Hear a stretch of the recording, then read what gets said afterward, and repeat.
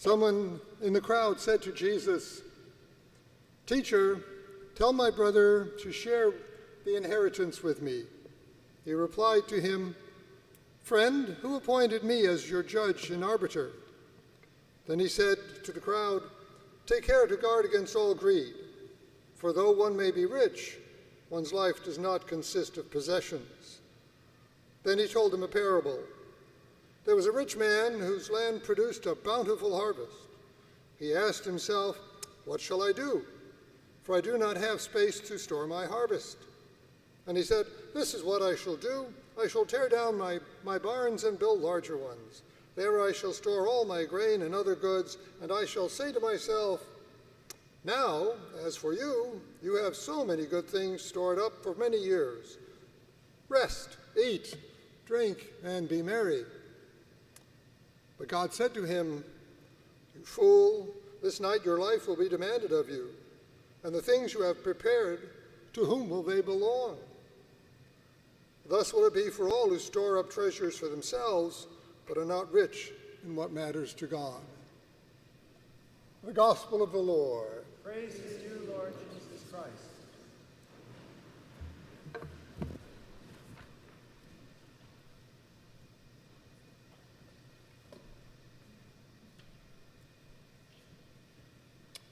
So how many times have you heard that? And how many times have we all been reminded that we're supposed to be thinking of the things of heaven and not the things of earth? It's kind of like at the core of who we are as Christians. Paul was really very clear in his reading this evening. Think of the things above, not the things here. Goes through a list of all the things we get wrapped up in that divert us from what our focus should be. And of course, that Old Testament reading from Colette is one of the more famous ones. Vanity of vanities, and all is vanity. And then Jesus, of course, says, what's the point in accumulating a lot of stuff? What's going to happen to it when you die? And I think we've heard this often, and we have really not gotten much past a certain point of really accepting and living in the spirit of those words. And I think I got a clue as to why it possibly could be. And I think there's a basic fundamental assumption that we make about ourselves that takes us the wrong way. I think we look at ourselves as primarily human beings who are called into a spiritual relationship with this God and have to try to overcome our physicality to get to that. And I think that may be quite backwards.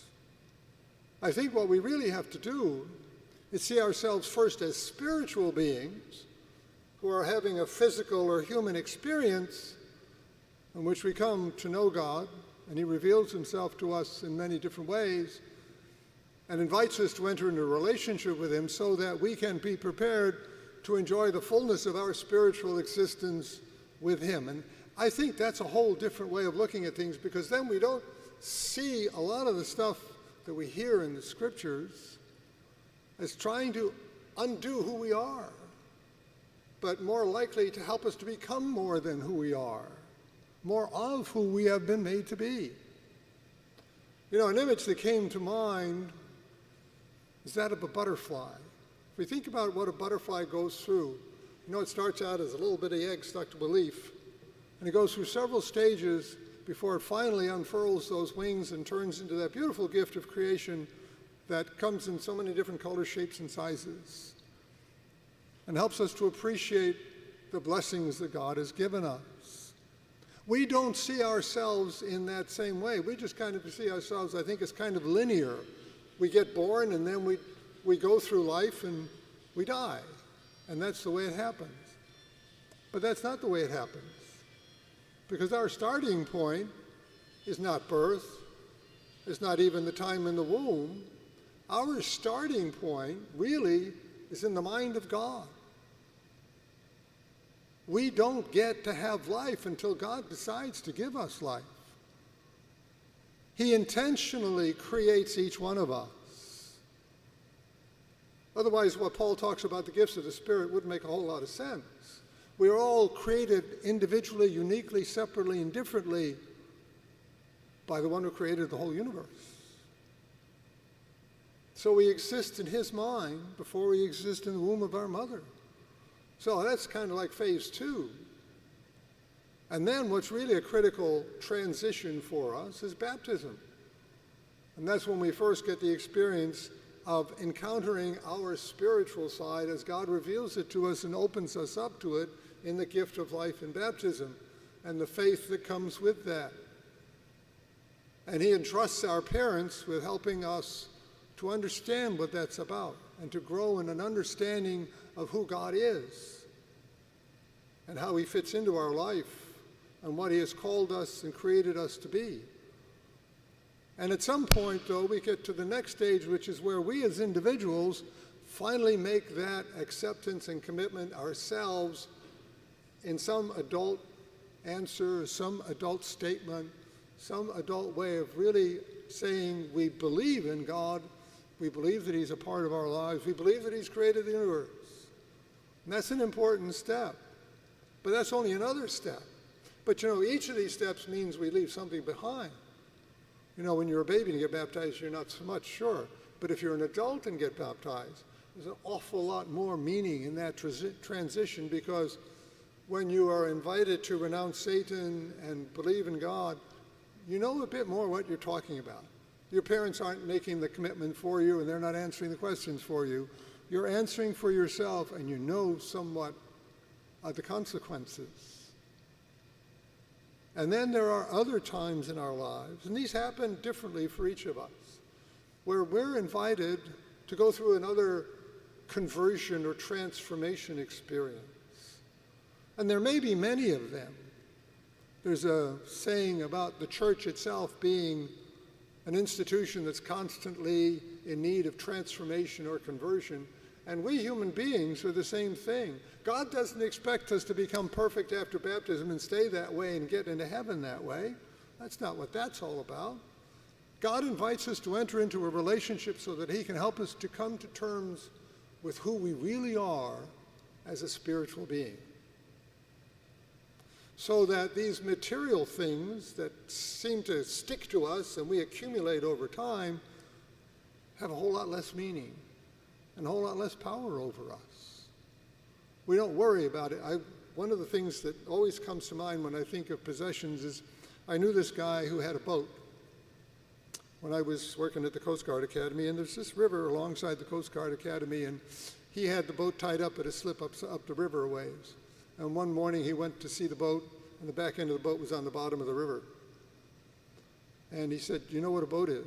I said, "No, what's a boat?" He said, "It's a hole in the water you throw money into." And how many of our possessions demand time and attention from us and distract us from other things that are a whole lot more important that we could spend time and attention on? And God wants us to enjoy the richness of all the good things that we can spend our time and attention on. The things that will really bring us a sense of meaning and purpose, satisfaction, and profound joy and happiness that a lot of those things don't give us. A couple of weeks ago, or a week ago, I was driving in and out of Wisconsin on US 12, and there was a big storage unit there, and it had big toy storage. So you know what that was for. That was for the boats and all the big stuff people wanted to put there because they didn't have room in their houses. Do we really need to be like the guy in the gospel who has to find someone to place our stuff and worry about it some more? And how much time do we spend worrying about or looking at those commercials for burglary devices? These anti-theft things, all these warning things, the Ring doorbell, and all these Simply Safe, and these other organizations and companies that want to sell us something to keep us from being robbed. They're making a lot of money on that. What are our odds of getting burgled or robbed? It doesn't happen every day. It doesn't happen to all of us all the time. And if we do lose some of that stuff, really, would our life end if we lost some of that stuff? I mean, being careful to keep ourselves safe and keep our families safe, that's very important. We should be about that. And that should be where we enter into this idea that fear is not what we're about, and fear doesn't produce safety. It's really a confidence in the presence of God and what the power of God's loving presence in us can enable us to be that gives us the courage to live as spiritual beings and to live in courage and not fear.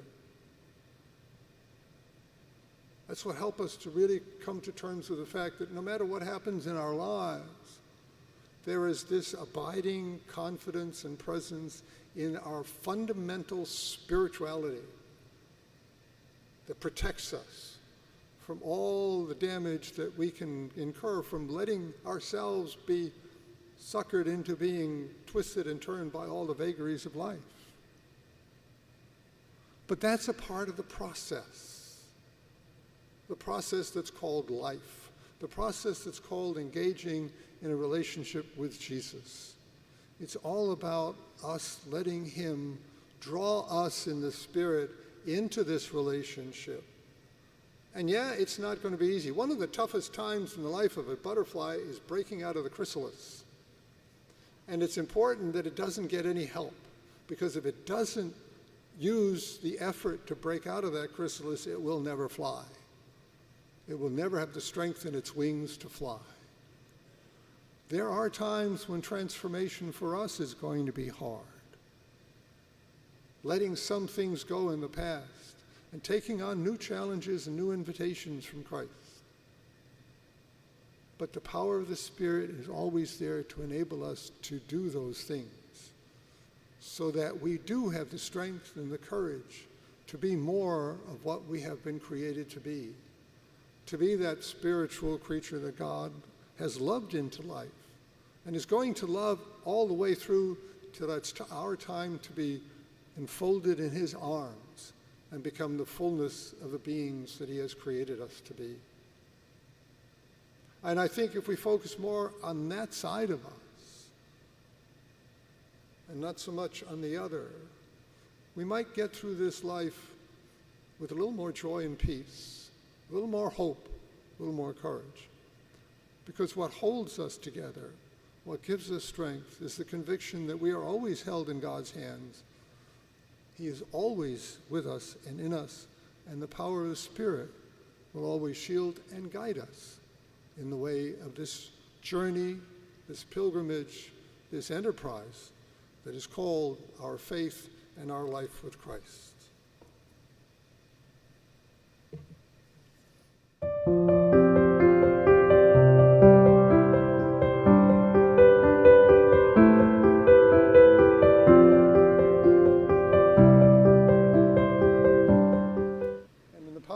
Spirit, I believe in one God, the Father, the Almighty, maker of heaven and earth,